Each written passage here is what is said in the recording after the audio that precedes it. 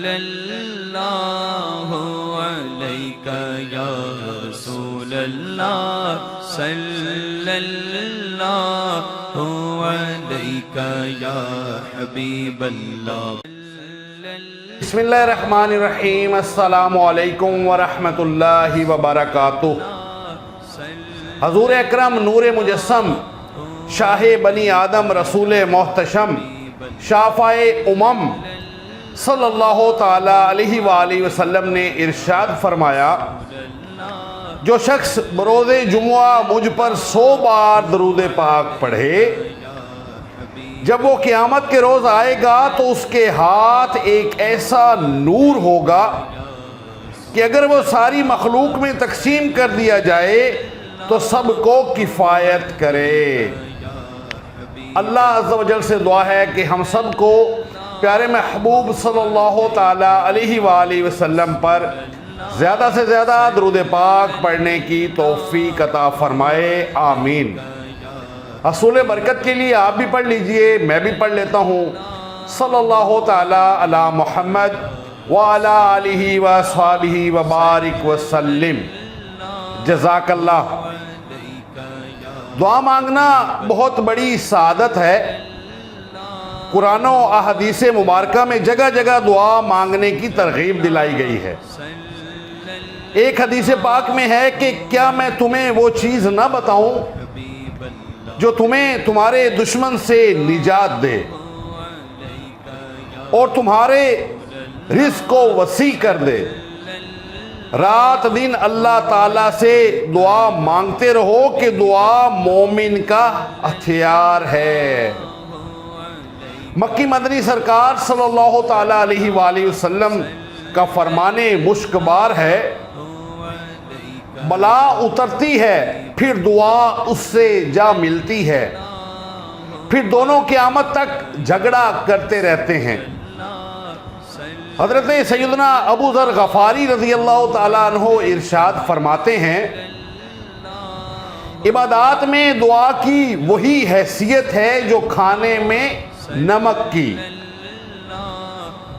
اللہ کے محبوب دانائے غیوب منزہ عن العیوب عز و جل و صلی اللہ تعالی علیہ وآلہ وسلم فرماتے ہیں، جو مسلمان ایسی دعا کرے جس میں گناہ اور قطع رحمی کی کوئی بات شامل نہ ہو تو اللہ عز و جل اسے 3 چیزوں میں سے کوئی ایک ضرور عطا فرماتا ہے۔ نمبر 1، یا اس کی دعا کا نتیجہ جلد ہی اس کی زندگی میں ظاہر ہو جاتا ہے۔ نمبر 2، اللہ تعالیٰ کوئی مصیبت اس بندے سے دور فرما دیتا ہے۔ نمبر 3، اس کے لیے آخرت میں بلائی جمع کی جاتی ہے۔ ایک اور روایت میں ہے کہ بندہ جب آخرت میں اپنی دعاؤں کا ثواب دیکھے گا جو دنیا میں مستجاب یعنی قبول نہ ہوئی تھی تو تمنا کرے گا کہ اے کاش دنیا میں میری کوئی دعا قبول نہ ہوتی۔ دیکھا آپ نے، دعا رائے گاں تو جاتی ہی نہیں، اس کا دنیا میں اگر اثر ظاہر نہ بھی ہو تو آخرت میں اجر و ثواب مل ہی جائے گا۔ لہذا دعا میں سستی کرنا مناسب نہیں۔ دعا کے بارے میں مزید کچھ فرامین سنتے ہیں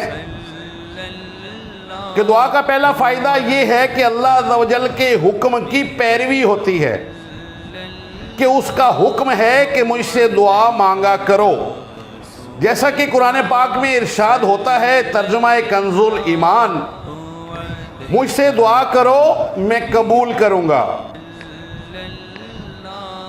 اسی طرح دعا مانگنا سنت ہے کہ ہمارے پیارے پیارے آقا مکی مدنی مصطفیٰ صلی اللہ تعالی علیہ وآلہ وسلم اکثر اوقات دعا مانگتے۔ مانگنے میں اتباع سنت کا بھی شرف حاصل ہوگا، یعنی سنت کی ادائیگی کا بھی شرف حاصل ہوگا۔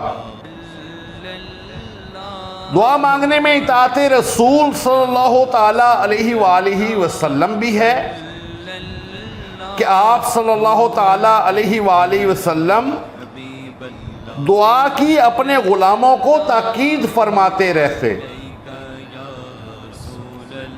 دعا مانگنے والا عابدوں کے زمرے یعنی گروہ میں داخل ہوتا ہے. عابدوں سے مراد ہے عبادت گزار. دعا مانگنے والا عابدوں کے زمرہ یعنی گروہ میں داخل ہوتا ہے. دعا بذات خود ایک عبادت ہے بلکہ عبادت کا بھی مغز ہے، جیسا کہ ہمارے پیارے آقا صلی اللہ تعالیٰ علیہ وآلہ وسلم کا فرمان عالی شان ہے، جس کا ترجمہ ہے کہ دعا عبادت کا مغز ہے. دعا مانگنے سے یا تو اس کا گناہ معاف کیا جاتا ہے یا دنیا ہی میں اس کے مسائل حل ہوتے ہیں، یا پھر وہ دعا اس کے لیے آخرت کا ذخیرہ بن جاتی ہے. دیکھا آپ نے، دعا مانگنے میں اللہ رب العزت عز و جل اور اس کے پیارے حبیب ماہ نبوت صلی اللہ تعالیٰ علیہ وآلہ وسلم کی اطاعت بھی ہے. دعا مانگنا سنت بھی ہے. دعا مانگنے سے عبادت کا ثواب بھی ملتا ہے، نیز دنیا و آخرت کے متعدد فوائد حاصل ہوتے ہیں. بعض لوگوں کو دیکھا گیا ہے کہ وہ دعا کی قبولیت کے لیے بہت جلدی مچاتے، بلکہ بعض اللہ عز و جل باتیں بناتے ہیں کہ ہم تو اتنے عرصے سے دعائیں مانگ رہے ہیں، بزرگوں سے بھی دعائیں کرواتے رہے، کوئی فقیر نہیں چھوڑا، یا وظائف پڑھتے ہیں، وہ اوراد پڑھتے ہیں، فلاں مزار پر بھی گئے ہیں، مگر اللہ عز و جل ہماری حاجت پوری کرتا ہی نہیں. بلکہ بعض یہ بھی کہتے سنے جاتے ہیں کہ نہ جانے ایسا کون سا گناہ ہو گیا ہے جس کی ہمیں سزا مل رہی ہے. اس طرح کی بڑاس نکالنے والے سے اگر دریافت کیا جائے، یعنی پوچھا جائے کہ بھائی آپ نماز تو پڑھتے ہی ہوں گے، یعنی سوال کیا جائے، پوچھا جائے کہ بھائی آپ نماز تو پڑھتے ہی ہوں گے، تو شاید جواب ملے جی نہیں. دیکھا آپ نے، زبان پر تو بے ساختہ جاری ہو رہا ہے کہ نہ جانے کیا خطا ہم سے ایسی ہوئی ہے جس کی ہم کو سزا مل رہی ہے، اور نماز میں ان کی غفلت تو انہیں نظر ہی نہیں آ رہی، گویا نماز پڑھنا تو معاذ اللہ کوئی گناہ ہی نہیں ہے. ذرا سوچئے تو صحیح، آپ کا کوئی جگری دوست آپ کو کئی بار کچھ کام بتائے، مگر آپ اس کا کام نہ کریں، اور کبھی آپ کو اپنے اسی دوست سے کام پڑ جائے، تو ظاہر ہے آپ پہلے ہی شے میں رہیں گے کہ میں نے تو اس کا ایک کام بھی نہیں کیا، اب وہ بھلا میرا کام کیوں کرے گا. اگر آپ نے ہمت کر کے بات کر کے دیکھی بھی اور واقعی اس نے کام نہ بھی کیا، تب بھی آپ شکوہ نہیں کر سکیں گے، کیونکہ آپ نے بھی تو اپنے دوست کا کوئی کام نہیں کیا تھا. اب ٹھنڈے دل سے ذرا غور کیجئے کہ اللہ عز و جل نے کتنے کام بتائے، کیسے کیسے احکام جاری فرمائے، مگر خود اس کے کون سے احکام پر عمل کرتے ہیں. غور کرنے پر معلوم ہوگا کہ اس کے کئی احکامات کی بجا آوری میں نہایت ہی کوتاہیاں واقع ہوئی ہیں. امید ہے بات سمجھ میں آ گئی ہوگی کہ خود تو اپنے پروردگار عز و جل کے حکموں پر عمل نہ کریں، اور وہ اگر کسی بات یعنی دعا کا اثر ظاہر نہ فرمائے تو شکوہ شکایت لے کر بیٹھ جاتے ہیں. دیکھیے، آپ اگر اپنے کسی جگری دوست کی کوئی بات بار بار ٹالتے رہیں تو ہو سکتا ہے کہ وہ آپ سے دوستی ہی ختم کر دے، لیکن اللہ عز و جل بندوں پر کس قدر مہربان ہے کہ لاکھ اس کے فرمان کی خلاف ورزی کریں، پھر بھی وہ اپنے بندوں کی فہرست سے خارج نہیں کرتا، وہ لطف و کرم فرماتا ہی رہتا ہے۔ ذرا غور تو فرمائیے، جو بندے احسان فراموشی کا مظاہرہ کر رہے ہیں، اگر وہ بھی بطور سزا اپنے احسانات ان سے روک لے تو ان کا کیا بنے گا؟ یقیناً اس کی عنایت کے بغیر ایک قدم بھی نہیں اٹھا سکتے۔ وہ بھی عظیم الشان نعمت ہوا کو جو بالکل مفت عطا فرما رکھی ہے، اگر چند لمحوں کے لیے ہوا کو روک لے تو ابھی لاشوں کے انبار لگ جائیں۔ بسا اوقات قبولیت دعا کی تاخیر میں کافی مصلحتیں بھی ہوتی ہیں جو ہماری سمجھ میں نہیں آتی۔ حضور سراپا نور فیض گنجوس صلی اللہ تعالیٰ علیہ وآلہ وسلم نے ارشاد فرمایا کہ جب اللہ عز و جل کا کوئی پیارا دعا کرتا ہے تو اللہ تعالیٰ جبرائیل علیہ السلام سے ارشاد فرماتا ہے، ٹھہرو، ابھی نہ دو، تاکہ پھر مانگے کہ مجھ کو اس کی آواز پسند ہے۔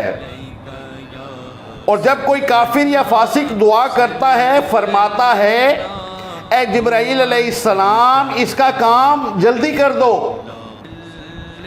تاکہ پھر نہ مانگے کہ مجھ کو اس کی آواز ناپسند ہے۔ حضرت سیدنا یحییٰ بن سعید بن قطان رضی اللہ تعالیٰ عنہ نے اللہ عز و جل کو خواب میں دیکھا،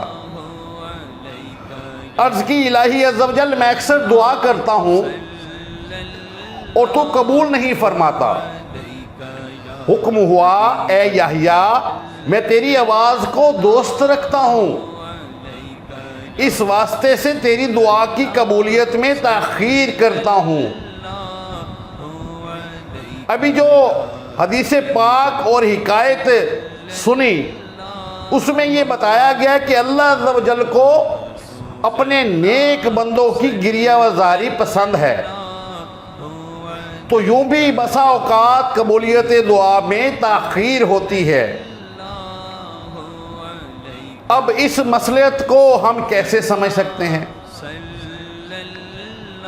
اللہ عز و جل سے دعا ہے کہ ہم سب کو ڈھیروں ڈھیر دعائیں کرنے کی توفیق عطا فرمائے، اور جو کچھ پڑھا سنا اس پر عمل کرنے کی توفیق عطا فرمائے، آمین، بجاہ النبی الامین صلی اللہ تعالیٰ علیہ وآلہ وسلم۔ پیارے ویورز، اگر آپ کو ہماری یہ ویڈیو پسند آئی تو اس کو لائک اینڈ شیئر ضرور کیجیے گا، اور ہمارا چینل جس کا نام ہے نور اسلام، اس کو بھی ضرور سبسکرائب کر لیجیے گا۔ اللہ علیک یا رسول اللہ، صلی اللہ علیک یا حبیب اللہ۔